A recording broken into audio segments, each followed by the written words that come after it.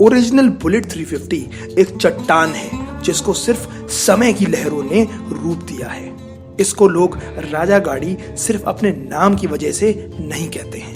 ये राजा गाड़ी इसलिए है क्योंकि इसने हम सबके दिल पे एक छाप छोड़ी है। कंप्रेशन, किक, थ्रॉटल और फिर ये आवाज, आपके दिल की धड़कन, और इसमें अब कोई फासला नहीं है। फासला बस सफर से मंजिल तक का है, फासला सिर्फ रोड से सिफर तक का है।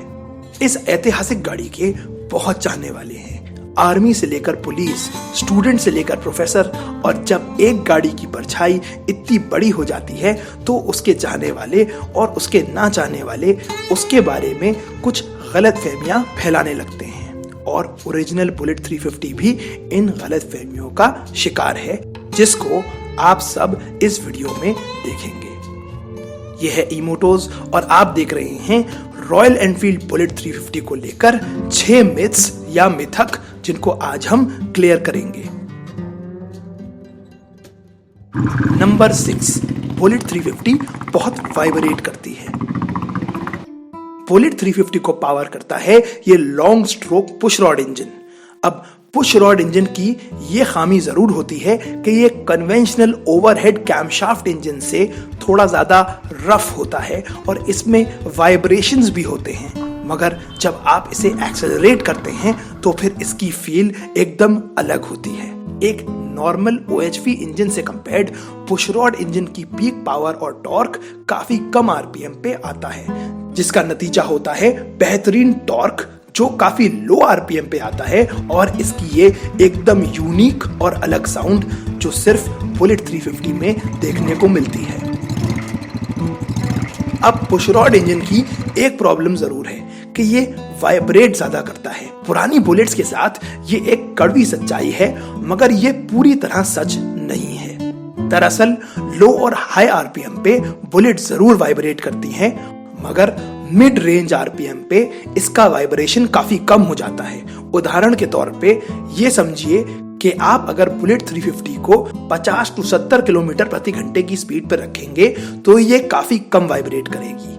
बुलेट में वाइब्रेशन जरूर है, मगर ठीक गियर और स्पीड पे चलाने पर आप इस समस्या को जरूर हल कर सकते हैं। मिथ नंबर 5, ओरिजिनल बुलेट 350 को चलाना बहुत मुश्किल होता है। गियर लीवर और ब्रेक लीवर उल्टी जगह पे। बहुत से राइडर्स जो ओरिजिनल बुलेट के बारे में ये नहीं जानते हैं, उनको बुलेट 350 CI चलाकर झटका सा जरूर लगेगा, और ये झटका आपके लिए दर्दनाक भी साबित हो सकता है अगर अचानक से कोई आपके सामने आ जाए और ब्रेक की जगह आपसे गियर लग जाए। बुलेट 350 के ओल्ड स्कूल डिजाइन की वजह से बहुत लोगों के दिमाग में ये बैठ जाता है कि इस उल्टे सेटअप को सीखना नामुमकिन है। जी नहीं, थोड़े सब्र और प्रैक्टिस के बाद आप भी एक ओरिजिनल बुलेट 350 को बेझिझक चला सकते हैं। मैंने जब पहली बार बुलेट 350 खरीदी और देखी तो मैं भी थोड़ा घबराया था, मगर समय गुजरता गया और कुछ हफ्तों में ही बुलेट 350 मेरे बस में आ चुकी थी। तो ये मिथ कि बुलेट को चलाना बहुत मुश्किल है एक मिथ है, और हर गाड़ी की तरह चाहे वो SD हो, राजदूत हो या RX हो, बुलेट को भी काबू में लेने में प्रैक्टिस लगती है। नंबर 4, बुलेट बहुत आवाज करती है। बुलेट 350 के बारे में ये मिथ जब शुरू हुआ, जब बुलेट की आवाज को बढ़ाने के लिए लोगों ने after market low quality silencer उसके लिए लेना शुरू कर दिए। समय बीतता गया और ये लोकल साइलेंसर का क्रेज बहुत बढ़ चुका था।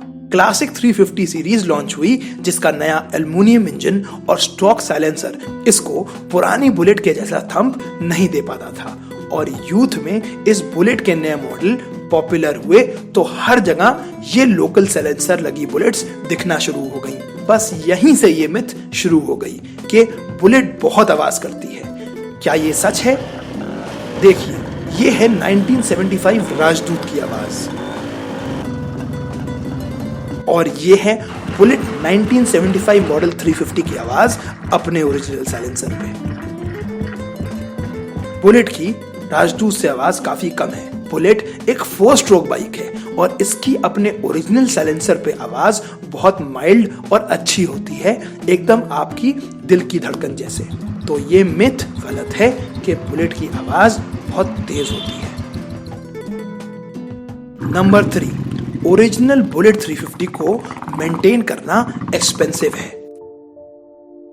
मेरे पास बहुत क्लासिक बाइक्स हैं और अगर आप मेरी सुने तो हर क्लासिक बाइक को मेंटेन करना एक कला है, और अगर आपको इनको टिप टॉप रखना है, चाहे एसडी हो, राजदूत हो या आरएक्स हो, इनमें पैसा तो लगता ही है। पार्ट्स ढूंढना, फिर सही रेट पे लेना और फिर मैकेनिक से सही से फिटिंग कराना, इन सब चीजों में पैसा और समय दोनों खर्च होता है। बुलेट 350 भी कुछ ऐसी ही गाड़ी है। इसको मेंटेन करवाने के लिए आपको इसके ओरिजिनल स्पेयर्स मंगवाने पड़ते हैं, जो थोड़े एक्सपेंसिव जरूर होते हैं, मगर मेरी RD 350 की ब्लॉक किट 20,000 रुपए में मार्केट में मिलती है और एसडी और RX के भी इंजन पार्ट्स काफी महंगे हो चुके हैं। तो ये कहना कि बुलेट 350 को मेंटेन करना एक्सपेंसिव है एक मिथ है। नंबर 2, बुलेट 350 अनरिलायबल गाड़ी है। बुलेट 350 भरोसेमंद गाड़ी नहीं है। ये एक ऐसी मिथ है जिसमें आधी सच्चाई है। अपने पुशरॉड इंजन और सेपरेट गियर सेटअप के कारण बुलेट थोड़ी सी पेचीली गाड़ी है और हर हफ्ते या महीने पुरानी बुलेट 350 मैकेनिक से सेटिंग जरूर मांगती है, मगर इसका मतलब नहीं है कि बुलेट 350 पूरी तरह अनरिलायबल है। हाँ, बुलेट का इंजन कभी कभी ऑयल लीक करता है, और हाँ, कभी कभी इसका हेड लीक करता है, और हाँ, कभी कभी इसका क्लच वायर भी टूट जाता है। मगर ये प्रॉब्लम्स तो सिर्फ बुलेट तक ही सीमित नहीं है।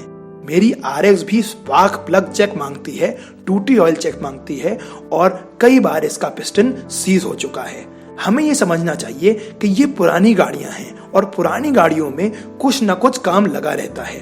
बुलेट 350 हिंदुस्तान की स्वतंत्रता के बाद से ऊंचे पहाड़ पे चढ़ चुकी है, और मैं मानता हूं कि उन पहाड़ों को चढ़ने में ये रुकी थी, हिचकिचाई थी, खराब भी हो जाती थी, मगर कुछ देर के काम के बाद फिर बुलेट में जान आती थी और फिर पहाड़ की चोटी से बुलेट दूर नहीं थी। अगर आप अपनी बुलेट को मैकेनिक को रेगुलरली चेक करने को देंगे तो मेरे मानने में बुलेट उतनी ही रिलायबल और भरोसेमंद है जितनी उस जमाने की कोई भी मोटरसाइकिल। नंबर 1, बुलेट गर्म होने पे ज्यादा तेज भागती है। बुलेट 350 के बारे में सबसे ज्यादा सुनी जाने वाली और मशहूर मिथ है कि बुलेट के गर्म होने के बाद उसको कोई और बाइक नहीं पकड़ सकती, और शायद मैं जानता हूं कि यह मिथ लोगों के कानों तक कैसे पहुंची। 1970 के टाइम बुलेट 350 इंडिया की सबसे तेज गाड़ी थी। वो सबसे ज्यादा हॉर्स पावर बनाती थी और सबसे ज्यादा टॉर्क बनाती थी। बुलेट 350 का हेड कास्ट आयरन का बनता था, जबकि बाकी मोटरसाइकिल्स जैसे RX या SD के ब्लॉक्स एल्युमिनियम के थे। लोहे को गर्म होने में देर लगती है, जिसकी वजह से बुलेट का इंजन अपने आइडियल टेम्परेचर पे थोड़ी देर में आता था, वो तापमान जिस पे वो सबसे अच्छे से परफॉर्म करता था। उसके अलावा अपने 2 स्ट्रोक एल्युमिनियम इंजन वाले कॉम्पिटिटर्स की तरह बुलेट ओवरहीट नहीं करती थी, जिसके कारण हम समझ सकते हैं कि बुलेट को लोग लंबी रेस का घोड़ा क्यों बोलते थे। मगर ये मिथ केवल पुरानी बुलेट पे ही अप्लाई करती है, क्योंकि नई बुलेट 350 का इंजन और हेड एल्युमिनियम का है, और इस नए जमाने में नई मोटरसाइकिल्स को देखते हुए ये हम कह सकते हैं कि चाहे नई बुलेट अब कितनी गर्म हो जाए, वो लंबी रेस का घोड़ा इस जमाने में नहीं रही है। तो ये थे ओरिजिनल बुलेट 350 को लेकर कुछ मिथ्स जिनको हमने मिलकर आज समझा। बुलेट 350 को चाहे आप पसंद करें या ना पसंद करें, आप इस बात से नहीं इनकार कर सकते हैं कि बुलेट 350 अपने चरित्र पे पूरी तरह गई है। इसे ना एसडी रोक पाई, ना स्प्लेंडर, ना जंग रोक पाई, ना बुढ़ापा। बुलेट सदाबहार है और रहेगी। हमेशा की तरह इस बार भी वीडियो हम एक कविता से खत्म करते हैं।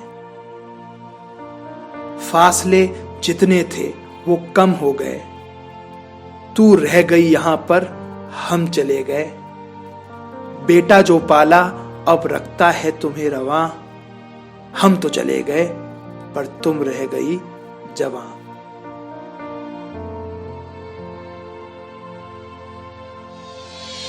इमोटोज देखने के लिए शुक्रिया।